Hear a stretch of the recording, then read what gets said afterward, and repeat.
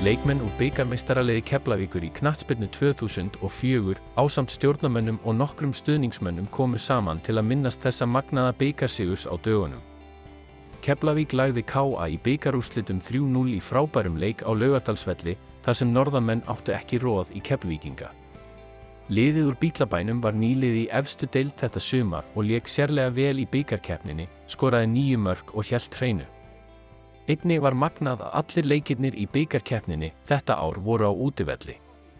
Þetta var 3. bikartitill Keflvíkinga en áður hafði liðið unnið bikar 1975, 1997 og síðan kom sá 2004. 2 árum síðar, 2006, vann Keflavík KR í úrslitaleik á Laugardalsvelli.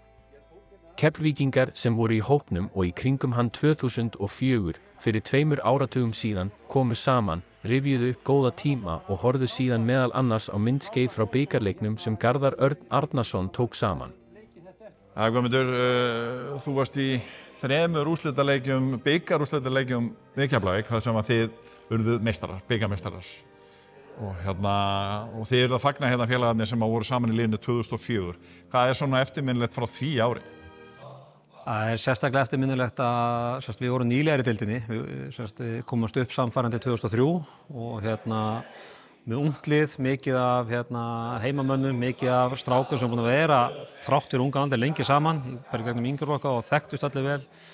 Og setjum svolítið kannski taktinn fyrir komandi ár hjá Keflavík. Næstu ár voru mikið Evrópukeppni, bara fínasti árangur, mikið af sigurleikjum og þannig að þetta var mikilvægt upp á það að gera. Og bara, það er ekkert algengt að nýliðar láta sig kveða í efstu deild, hvað þá að vera bikarmeistarar. Þannig að þetta var stórt í rauninni á þeim tíma. Og krafsa boltanum út fyrir Scott Ramsey og sjáum hvað hann gerir hér. Er hann að koma sér í færi inn í teiginn og er þetta vítaspyrna? Já, Kristinn Jakobsson ekki í nokkrum vafa. Vítaspyrna dæmd á KA.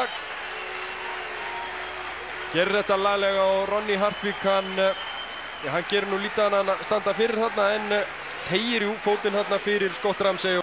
Þórarinn Kristjánsson sem tekur spyrnuna. Og hann skorar, kemur Keflvíkingum í 1-0 eftir tæplega 11 mínútna leik. Og þetta er alveg í takt við ágætis skottilraunir. Manstu vel eftir úrslitaleiknum? Já, ég man eftir þeim öllum bara eins og það gerst í gær. Þeir eru allir einstakir á sinn hátt og við vorum þannig séð mismunandi stöð í öllum 3. Áttum alls ekki að vinna 97. Unnum samt. Við áttum að minna 2004 þegar KA var fallið og annað og erfitt að mæta liði sem var fallið þegar en við klárum það verkefni bara með stæl.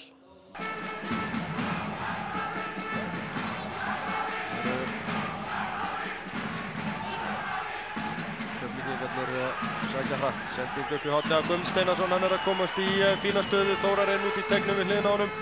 Sending inn á teiginn og Soran Daniel tekur við boltann, laglega hælspyrna á Hólmar og skot og það er aftur mark og aftur Þórarinn Kristjánsson sem að skora. Þetta var frábær sókn hjá Keflavíkurliðinu. Verður eins og þetta aftur að gera á milli marklínunar og leikmannsins sem skorar. Hægri endursýningu hér kemur sendingin frá Guðmundi. Soran Daniel tekur við boltanum og sjá þessa hælspyrnu. Það er glæsilega gert í hann. Háskot og Þórarinn er að pota þessu inn af þessu myndum. Virðist þetta að vera fullkomlega löglegt mark, svo þetta kannski betur hér. Ég held að þetta sé tómt þvæður í mér Þetta er glæsilega gert á Soran og gott hlaup sem að kemur inn í teginn. Frábær sókn og það er Þórarinn sem að kemur boltanum yfir línuna 2-0 fyrir Keflavík. Þetta er fullkomlega löglegt mark. Og svo var það þannig séð það sem við litum á sem okkur ekki óvinni bara í mörg ár KR sem að 3. leikurinn það var svona ég ætla ekki að segja skemmtilegast en hann var ákveðin sætur líka að fá. Sætasti kannski sigurinn af þessum? Fyrir mig þá var hann langsætasti. Með hliðsjón á andstæðingnum? Já, með hliðsjón á andstæðingnum. Þá fannst mér KR langsætasti en kannski langstæðisti var 97. Það var langt liðið, þannig að 97 var langstæðisti og svona en maður var krakki þá eiginlega. Og líka mjög torsóttur. Já, torsóttur, 2 leikir og ýmislegt sem gekk á í þeim leik en geggjaði sigur og í rauninni alveg eins 97 og 2004. Allt heimamenn og annað og kannski leikmenn sem að voru kannski ekki með önnur lið töldu ekki vera nógu góða eða annað þannig sko, en við vissum allir hvað við gátum og okkur stuðningsmenn, þannig að það er sérstaklega ánægjulegt þegar það gengur upp. Hvað varstu gamall þá? Ég var 17. Það er Mílan Stefán hefur sjálfsagt vanlega að taka Þórarinn út af og leyfa honum að fá klapp frá stuðningsmönnunum. Hér er Hörður Sveinsson að komast inn fyrir vörnina, nú eru þið 2 gegn 2 og Sandor, hvað gerir Hörður hér, leikurinn í teiginn? Allt og lengi að þessu hvað gerir, og hann skorar 3. markið og gulltryggir sigur Keflvíkinga. 3. markið kemur hér í lok leiksins. Hörður Sveinsson gerði þetta laglega, var allt galopið í vörn KM-manna, enda voru þeir að freista þess að minnka muninn alveg í blálokin. Já, þarna var Hörður ískaldur, hann vissi hvað markið var og hann var pottrólu og var með félagi sína með sér en gerði þetta gríðarlega. Hörður er svona leikmaður sem er svona markaskorari og kaldur, þorir, reynir.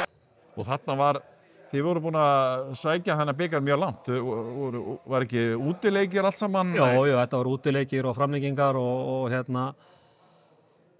alls konar voru náttúrulega í rauninni með svolítið öfluga varnar og miðju sko, en við vorum mjög ungir fram á þessum tíma, sem sagt Jói Guðmunds og Jóhann Birnir og Haukur Ingi dróðu þetta svolítið og svo voru voru við að skottast í raskatinn á þeim ég og Þórarinn og við náðum að leysa á hólmi nokkra mínútur hverjum leik og þetta skila okkur í úrslitaleik og bikartillu. Það er ekki hægt að sleppa að minnast á sorglegan endi 2008 í Íslandsmótinu. Man eftir þér í miklu stuði þarna, allskis mörk. Já, þetta er súrsætur tími að heilt yfir, og þegar maður gerir þetta upp og er sanngjarnt, þá áttu við alltaf fáránlega gott tímabil, okkur var spáð minni með 7. eða 7. sæti fyrir mót og fórum inn í þetta á þeim forsendum með eitthvað svona ákveðið markmið og eitthvað svona sem var orðið nýtt þá og en að sjálfsög áttu við að klára þetta þegar maður horfði tilbaka og fullt af hlutum sem hefði gert öðruvísi en við stóðum okkur fáránlega vel og í rauninni geggjað tímabil sem við buðum upp á fyrir okkur og okkar stuðningsmenn, fengum frábæran stuðning á þessum tíma og mér minnir að í lokaleiknum hafi verið eitthvað 4.000 eða 4.800 manns og þeir náðu ekki bikarleik í dag sko, þannig að þetta var ekkert eðlilega góður stuðningur sem við fengum, þannig að mér hlakka til að fá þennan stuðning aftur í Keflavík og ég held að það sé ekkert langt að bíða sko. Hefur þú trúið því að Keflavík geti komist í efstu deild og í toppbarátuna aftur? Já, mér finnst deildin hafa tekið ákveðið rétt skref með ráðningu á Halla og Haraldi og Bóa og svo er Ómar líka, þetta er allt strákar sem hafa vita nákvæmlega hvað Keflavík stendur fyrir og maður sér að það eru strákar að koma upp bara ekkert ósvipað í kringum 2004 og 97 og fleiri. Ég held að ef við náum að við erum svolítið skrýtnir í Keflavík, ef við náum að búa til þetta skrýtna og fá þá til þess að fara þá leið þá gerist þetta og það er bara, þá er þetta geðveikt, þetta er geggjað sko. Og þá flautar Kristinn Jakobsson til leiksloka í bikarúrslitaleiknum. Keflvíkingar eru bikarmeistarar í 3. sinn, vinna sigur á KM-mönnum með 3 mörkum gegn engu og þetta er nokkuð verðskuldaður sigur Keflvíkinga þeim í síðara hálfleik en það dugði ekki til á meðan þeir sóttu hart til þess að freista þess að minnka munina, þá bættu Keflvíkingar 3. markinu við og skemmtilegt lið Keflvíkinga sem Það með anstæðingarna og þorðu að gera hlutina einum á deginum og sendinga þeirra og allt svona tækni var betri heldur hjá KM-mönnum í dag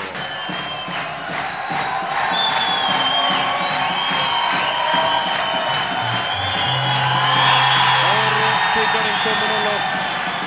Keflvíkingar bikarmeistarar í knattspyrnu karla árið 2004 og þeir eru eftir að fagna þessum titli fram eftir kvöldi. Þetta svo kannu að spila lokahóp knattspyrnusambandsins sem er komin í hús og